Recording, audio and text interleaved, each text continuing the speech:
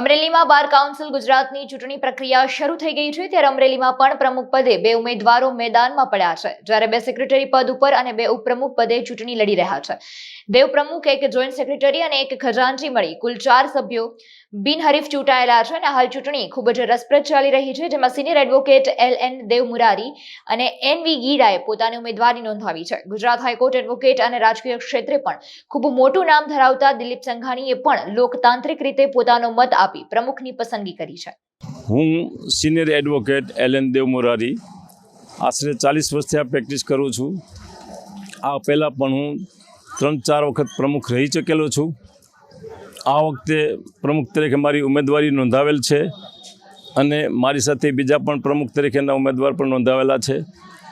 ઉપપ્રમુખ તરીકેની ચૂંટણી, પ્રમુખ તરીકેની ચૂંટણી અને મંત્રી તરીકેની ચૂંટણી ચાલુ છે। મતદારો રસપૂર્વક આમાં ભાગ લઈ રહ્યા છે। બધા ઉમેદવારોને મારા દિલથી, હૃદયથી શુભાશીષ, આશીર્વાદ। Thank you very much. હું NV ગીડા અમરેલી વકીલ મંડળનો સભ્ય છું અને અગાઉ 5 વખત હું ચૂંટણીમાં ઊભો રહેલો અને જીતેલો, વિજય થયેલો છું અને આ 6ઠી વખત છે અમારી ચૂંટણી માટેની ઉમેદવારી। અને આજે જે અમારી તંદુરસ્ત રીતે ચૂંટણી થઈ રહી છે વકીલ મંડળમાં, એ ચૂંટણીમાં આજે મતદાન થઈ ગયું છે। એમાં હું મારી સાથે વકીલોના આશીર્વાદ, સિનિયરોના અને જુનિયરોનો સાથ સહકાર હોય અને આજે આ ચૂંટણીમાં હું ઉમેદવારી નોંધાવી અને આગળ જે પરિણામ આવે તે એને હું સ્વીકારીશ। હું ચાવડા ભરતભાઈ કેશુભાઈ અમરેલી વકીલ મંડળના ચૂંટણી કમિશનર તરીકેની મારી ફરજ બજાવું છું। સને 2024ની ઇલેક્શનમાં આ વખતે અમારે અહીંયા પ્રમુખ માટેના 2 ઉમેદવારો છે, NV ગીડા અને LN દેવમુરારી, તેમજ ઉપપ્રમુખ વહીવટી માટે હિંમતલાલ સોલંકી અને રિપલભાઈ હેલૈયા ઉમેદવાર છે। એવી જ રીતે મંત્રી એટલે કે સેક્રેટરીની પોસ્ટ માટે સાજિદ ખાન પઠાણ અને JR વાળા ઉમેદવારી નોંધાવેલી છે। આ 3 ઉમેદવારો વચ્ચે ચૂંટણી છે। બાકીના તમામ ઉમેદવારો બિનહરીફ અને કારોબારીનું મંડળ પણ બિનહરીફ જાહેર થયેલું છે। અમારા વકીલ મંડળની અંદર તંદુરસ્ત અને ન્યાયિક ચૂંટણી યોજાય છે અને વકીલોની જે કાંઈ અગવડતા સગવડતા હોય એની બાબતમાં પ્રશ્નોમાં અને બાર અને બેન્ચ વચ્ચે સમયનું જળવાઈ રહે એ માટે જે કાંઈ ચૂંટાયેલા પ્રતિનિધિઓ હોય એ રજૂઆત કરે છે અને વકીલ મંડળને મદદરૂપ થાય છે અને આમ જનતાને તંદુરસ્ત ન્યાય મળે એમ અને ઝડપી ન્યાય મળે એ માટેના સનિષ્ઠ પ્રયાસો કરે છે। એ જ આ ચૂંટણીનું ધ્યેય છે। કુલ અમારે 280 મતદારો છે, એ પૈકીનું અત્યાર સુધીમાં 57 મતદારોનું વોટિંગ થયું છે। લોકશાહીમાં મતદાનનું મહત્ત્વ શું છે આ વાત લોકોએ સમજવી જોઈએ। હું સાંસદ હતો અને અમરેલી વકીલ મંડળની પદાધિકારીની ચૂંટણી હતી ત્યારે હું સંસદમાંથી અહીંયા મતદાન કરવા દિલ્હી સ્પેશિયલ આવેલો।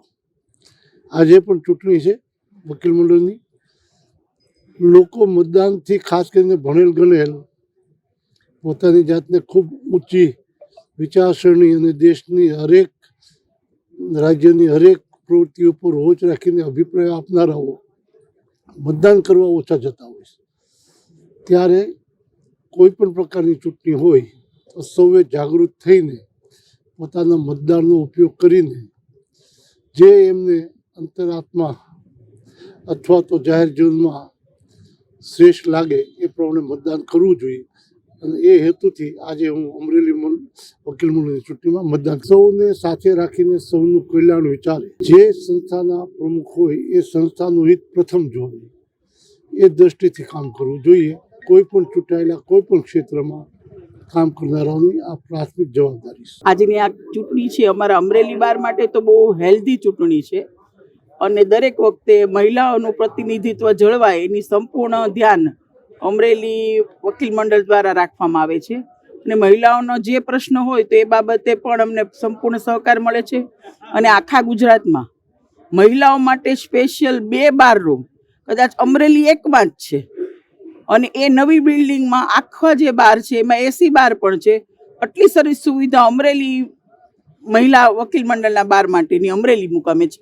પ્રમુખ અમે એવા છીએ જે સમાજમાં જે કાયદો અને વ્યવસ્થાની પરિસ્થિતિને જાળવવા માટે બેન્ચ અને બારને સાથે રાખીને ચાલે અને લોકોના પ્રશ્નને સારી રીતે જ્યારે આવે ત્યારે એને સારી રીતે સુલઝાવી શકે એવા પ્રમુખની અમે આશા રાખીએ.